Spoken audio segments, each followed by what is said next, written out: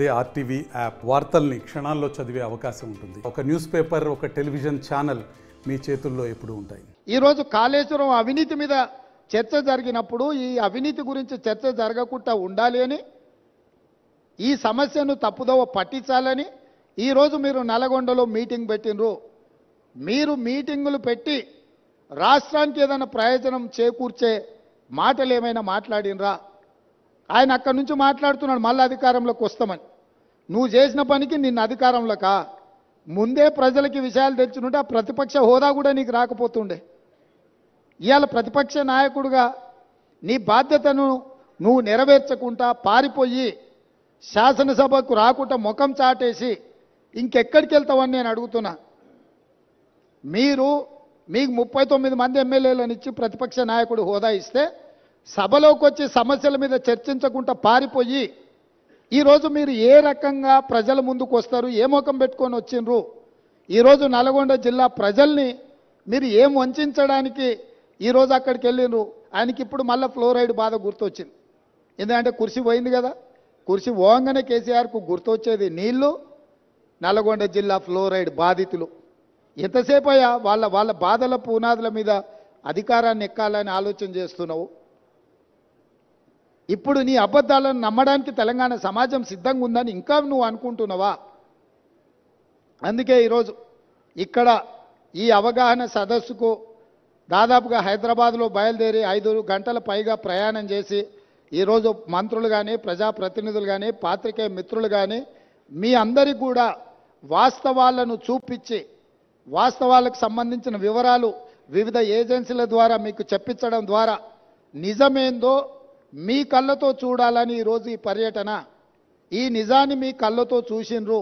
ఈ వాస్తవాలను సమాజానికంతా మీరు చెప్పండి. న్యూయార్క్లో ఇది ఒక మ్యాన్ మేడ్ వండర్ అని చెప్పి న్యూయార్క్ స్క్వేర్లో ప్రకటనలు తీసుకుర్రు. నేషనల్ మీడియాలో ఇక దాని కథ చెప్పనంతగా కథలు చెప్పుకుర్రు. చిన్న రైతు పెద్ద రైతు అందరు బతకాలని చెప్పి ఎంత మంచిగా వచ్చేది రైతు బంధు, ఎంత బ్రహ్మాండంగా వచ్చేది.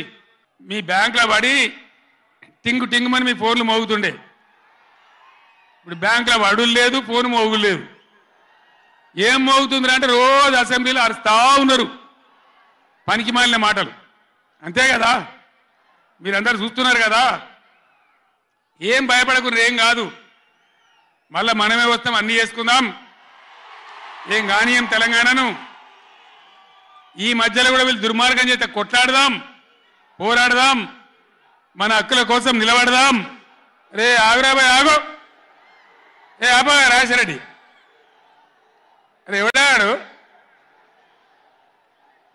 ఈ సభరా బాబు? ఇది మన సభ కాదు ఇది. ఎందుక పిచ్చోలాడా? నేను మీ అందరికి ఒకటే మాట చెప్తా ఉన్నా, మాకు అధికారం రావాలి, ఎన్ని అబద్ధాలైనా చెప్పుదాం, ఇష్టం నోటికి వచ్చింది చెప్పింది. ఇలా కొత్తగా మొదలుపెట్టిన దుకాణం కూడా కొత్తగా నేను ఇంతకుముందు చూసిన పేపర్లలో, సోషల్ మీడియాలో చూసిన నేను. వరికి పంటలకు కనీస మద్దతు ధర వస్తే వాళ్ళు చెప్పిన 500 బోనస్ ఇయ్యారట. అంటే ఏమన్నట్టు, ఎందుకు చెప్పిన మరి అన్నాడు? మద్దతు ధర రాలేదా? కేసీఆర్ గవర్నమెంట్ ఇప్పుడు వడ్లని కొనలేదా? డబ్బులు బ్యాంకులో పడలేదా? మరి ఇవాళ 20 ఏమైంది? అదే ఆఫీసర్లు కదా, అదే ప్రభుత్వ వ్యవస్థ కదా, అదే కలెక్టర్లు కదా, ఎక్కడికి పోయినరు? ఏం చేస్తున్నారు? మీ దొంగ మాటలతో, నంగనాచి మాటలతోని ఇతరుల మీద అబాండాలేసి ఏదో తప్పించుకుంటామంటే నడవది బిడ్డ, జాగ్రత్త. మునుపు జరిగినట్టే జరగాలి, ఇంకా మంచిగా జరగాలి, కానీ చెడ్డగా జరిగితే జరగనీయం, మిమ్మల్ని నిద్ర కూడా పోనీయమని నేను చెప్తా ఉన్నా. అట్లా కొట్లాడతాం తప్ప ఊకోము. కృష్ణా జలాలలో, అటు గోదావరి జలాలలో తెలంగాణ రాష్ట్రానికి రావాల్సిన సంపూర్ణమైన వాటా వచ్చేదాకా బీఆర్ఎస్ కొట్లాడుతుంది. ఇలా అసెంబ్లీలో తీర్మానం చేయగానే కాదు, అఖిల పక్షం తీసుకొని పోవాలి ముఖ్యమంత్రి, అధికార పార్టీ అన్ని పార్టీల రాజకీయ నాయకులను ఢిల్లీకి తీసుకొని పోవాలి, ప్రధానమంత్రిని నిలదీయాలి. మా వాటా మాకు వస్తే తప్ప ఊరుకోమని చెప్పాలి. ఆ చెప్పేదాకా మనం కూడా ఎంబడబడాలి. ప్రజా ఉద్యమాలు ఉంటేనే ప్రభుత్వాలు అప్రమత్తంగా ఉంటాయి, జాగ్రత్తగా ఉంటాయి. కాబట్టి ఈ దొంగ నాటకాలు మానుకొని పాలమూరు ప్రాజెక్ట్ ఎట్లా చేయాలో ఆలోచన చేయండి. మంచి కరెంట్ ఎట్లా చేయాలో ఆలోచన చేయండి. మీరు గెలిచిన ఉండండి, 5 ఏళ్ళ అధికారంలో ఉండండి, మాకు అభ్యంతరం లేదు.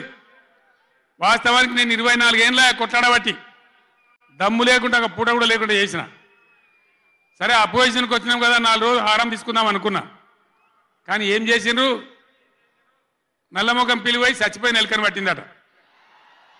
గవర్నమెంట్కి వచ్చుడే కృష్ణా నీళ్ళను ఉంచబోయి కేఆర్ఎంబీకి అప్పచెప్పింది. కట్ట మీద మొత్తం రిజర్వ్ పోలీసులు ఉన్నారు. చిన్న రైతు పెద్ద రైతు అందరు బతకాలని చెప్పి ఎంత మంచిగా వచ్చేది రైతు బంధు, ఎంత బ్రహ్మాండంగా వచ్చేది. మీ బ్యాంకులో పడి టింగు టింగుమని మీ ఫోన్లు మోగుతుండే.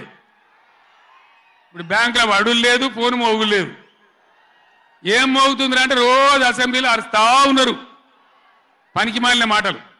అంతే కదా, మీరందరూ చూస్తున్నారు కదా. ఏం భయపడకుండా ఏం కాదు, మళ్ళా మనమే వస్తాం, అన్నీ చేసుకుందాం, ఏం కానీయం తెలంగాణను. ఈ మధ్యలో కూడా వీళ్ళు దుర్మార్గం చేస్తే కొట్లాడదాం, పోరాడదాం, మన హక్కుల కోసం నిలబడదాం. రే ఆగురాబాయ్ ఆగు, ఏ ఆబా రాజశరెడ్డి, అరే ఎవడాడు ఈ సభరా బాబు? ఇది మన సభ కాదు ఇది. ఎందుక పిచ్చోళ్ళాడా? నేను మీ అందరికి ఒకటే మాట చెప్తా ఉన్నా,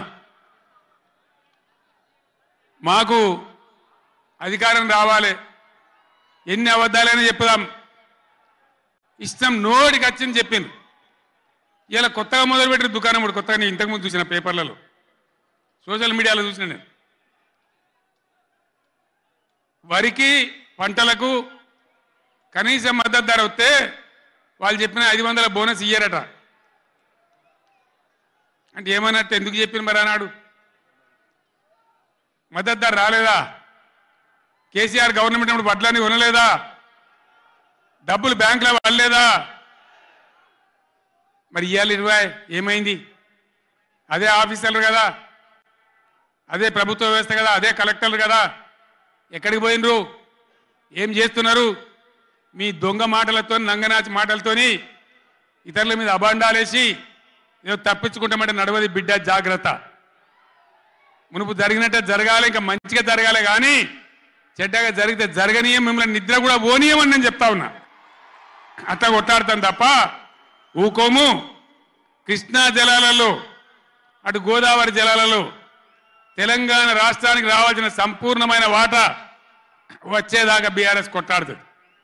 ఇలా అసెంబ్లీలో తీర్మానం చేయగానే కాదు, అఖిల పక్షం తీసుకొని పోవాలి ముఖ్యమంత్రి, అధికార పార్టీ, అన్ని పార్టీల రాజకీయ నాయకులను ఢిల్లీకి తీసుకొని పోవాలి, ప్రధానమంత్రిని నిలదీయాలి. మా వాటా మాకు వస్తే తప్ప ఊరుకోమని చెప్పాలి. ఆ చెప్పేదాకా మనం కూడా ఎంబడబడాలి. ప్రజా ఉద్యమాలు ఉంటేనే ప్రభుత్వాలు అప్రమత్తంగా ఉంటాయి, జాగ్రత్తగా ఉంటాయి. కాబట్టి ఈ దొంగ నాటకాలు మానుకొని పాలమూరు ప్రాజెక్ట్ ఎట్లా చేయాలో ఆలోచన చేయండి. మంచి కరెంట్ ఎట్లా చేయాలో ఆలోచన చేయండి. మీరు గెలిచిన ఉండండి, 5 ఏళ్ళ అధికారంలో ఉండండి, మాకు అభ్యంతరం లేదు. వాస్తవానికి నేను 24 ఏళ్ళ కొట్లాడబట్టి దమ్ము లేకుండా ఒక పూట కూడా లేకుండా చేసిన. సరే అపోజిషన్కి వచ్చినాం కదా, 4 రోజులు హారం తీసుకుందాం అనుకున్నా. కానీ ఏం చేసిండ్రు? నల్లముఖం పిలివై చచ్చిపోయిన ఎలుకని పట్టిందట. గవర్నమెంట్కి వచ్చుడే కృష్ణా నీళ్ళను ఉంచబోయి కేఆర్ఎంబీకి అప్పచెప్పింది. కట్ట మీద మొత్తం రిజర్వ్ పోలీసులు ఉన్నారు. మరిన్ని వీడియోస్ కోసం ఛానల్ ని సబ్స్క్రైబ్ చేయండి, లేటెస్ట్ అప్డేట్స్ కోసం వాట్సాప్ ఛానల్ ని ఫాలో చేయండి, అండ్ లింక్ డిస్క్రిప్షన్ లో ఉంది.